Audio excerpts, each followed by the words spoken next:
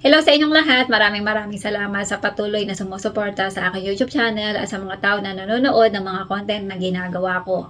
Sa video na to ay di-discuss ko na 'di ba noong January ay nagsimula na nagkaroon ng salary increase, kaya lang unfortunately marami pa ring mga kababayan natin, lalo na yung mga may papel, na hindi tinaasan ng kanilang mga amo katulad ko, dahil siguro din sa masyadong malaki ang binabayaran ng mga employer dahil nga nagbabayad sila ng SS at 80% ang share nila sa SS ng mga chika, kaya siguro talagang hirap sila na magtaas ng sahod.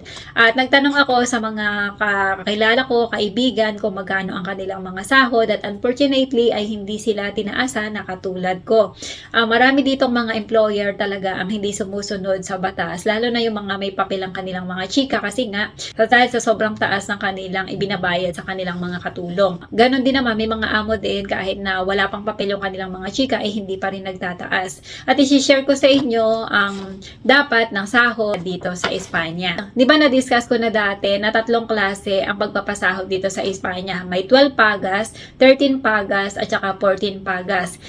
Kung halimbawa 12 pagas ang pasahod sa iyo ng amo at ikaw ay may papel, dapat ang sahod mo monthly ay 1,293.20. Tapos, kapag naman ikaw ay 13 pagas, dapat ang sahod mo ay 1,186.95.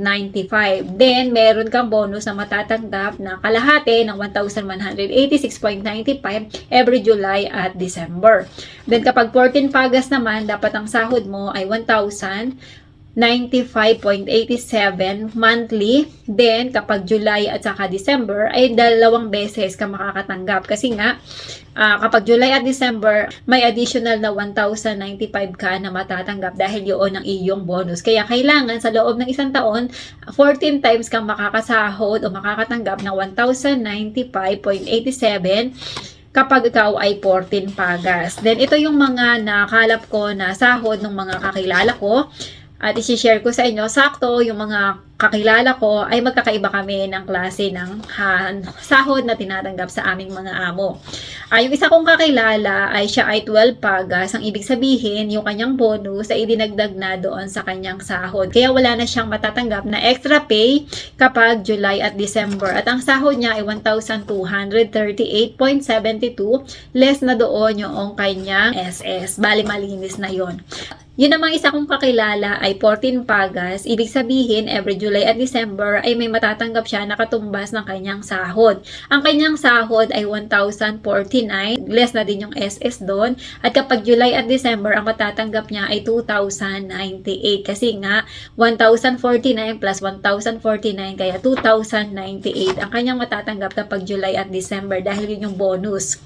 Then yung isa ko namang kakilala, ang kanyang sahod bago nagkaroon ng salary increase ay 1,050 ang sahod niya at siya ay 13 pagas. Medyo mas mababa yung kanyang sahod kasi hindi daw talaga kaya ng kanyang mga employer na magpasahod ng malaki. Then tinaasan siya ng sahod nitong nagkaroon ng salary increase, kaya lang konti lang yung idinagdag sa kanya. Kaya ang sahod niya na ngayon ay 1,075. Medyo mababa talaga yung sahod niya.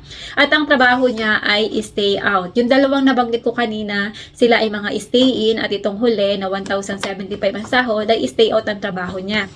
Then, 13 paga siya, kaya kapag July at December, ang kanyang natatanggap ay 1,575. Kasama na dun yung kanyang bonus na 525. Ang trabaho niya ay stay out, kaya lang kahit stay out siya, ay 12 hours siyang nagtatrabaho.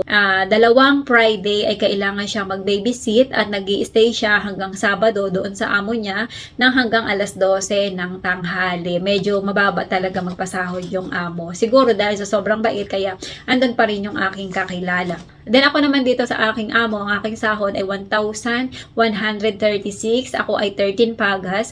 Kaya every July at December ay may natatanggap ako na paga na katumbas ng 568. Kaya kapag July at December, ang total na natatanggap ko kasama yung sahod ko ay 1,704. Bali, base sa aking calculation, ang nawala sa amin ng mga kakilala ko dahil sa hindi pag-increase ng sahod namin ay nasa 654 or 656 euros siguro sa loob ng 1 taon. Medyo malaking bagay din yan. Kaya sa mga kababayan natin na pupunta pa lang dito sa Spain, para may idea na kayo na dito talaga sa Espanya, ang mga amo talaga dito ay hindi pare-parehas. May papel ka man o wala, ay hindi lahat ay sumusunod sa batas at hindi lahat ay nagpapasahod ng tama. Minsan, kino-consider din ng amo kung gaano kadami ang trabaho sa kanilang mga bahay para magpasahod sila ng malaki. Kaya lang, may mga amo talaga na talagang hindi nila kaya magpasahod ng malaki. Kaya, ayan, yung aming mga sahod talaga ay hindi umabot yun sa talagang tama. Hindi umabot sa pinakang minimum. Alam ko na yung iba ay sasabihin na umalis kami at maghanap kami ng iba. Sa totoo lang, dahil sa dami ng tao dito sa Espanya, daming tao ang naghahanap, hindi ganun kadaling humanap ng malilipatan. At syempre, kung gusto mong manigurado, dapat hindi ka agad-agad basta-basta magre-resign. Dapat ang gawin mo ay maghanap ka muna ng lilipatan mo bago ka magpaalam sa kanila. Kasi sa totoo lang, madali silang makakahanap ng kapalit mo, pero ikaw ay napakahirap na makahanap ka ng papasukan dahil nga sa taas ang kompetensya. Maraming mga kababayan natin may papel man o wala ang naghahanap ng trabaho. At marami ngayon ang mga bagong dating dito sa Espanya ang hanggang sa ngayon ay hindi pa nakakahanap ng kanilang mapapasukan. Kaya sana sa mga kababayan natin na pupunta dito sa Spain, kailangan nyo talaga ng sipag at tiyaga sa paghahanap ng trabaho, pag-take ng interview at galingan, ibentaan yung sarili para kayo ang mapili ng employer. Ayan, maraming salamat sa inyong panonood. Sana ipatuloy nyo akong suportahan sa mga ginagawa kong videos. Maraming salamat at magkita-kita tayo muli sa mga susunod kong video.